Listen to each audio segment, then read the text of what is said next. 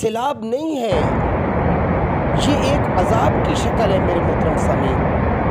ہمیں سوچنا ہوگا کہ ایسی جگہ جہاں زندگی میں کبھی پانی پہنچا ہی نہیں، پانی نے ڈھونڈ ڈھونڈ کر کے ان جگہوں کو تلاش کیا اور وہاں تک پہنچا۔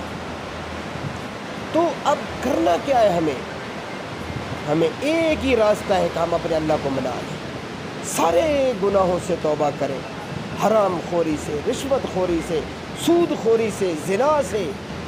اتنے بڑے بڑے گناہ ہیں، جب زمینیں ناپاک ہو جاتی ہیں تو اللہ کا یہ وتیرہ مبارک رہا ہے کہ وہ زمینوں کو پاک کرتے ہیں۔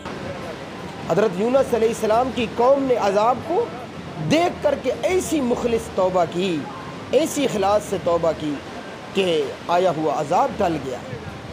کیا ہم اگر توبہ کریں اور اللہ کیا ہماری توبہ نہیں قبول کریں گے؟ اللہ ہماری توبہ بھی قبول کریں گے۔ اب ایک ہی حل ہے کہ ہم گڑ گڑا کر کے اپنے اللہ کو منائیں، رو رو کر کے اپنے اللہ کو منائیں، توبہ کریں اور جو ہے استغفار کریں، اور جو ہمارے بھائی اس مشکل کی گھڑی میں ہیں دل سے ان کی مدد کے لیے پہنچے جس طرح ممکن ہو سکے۔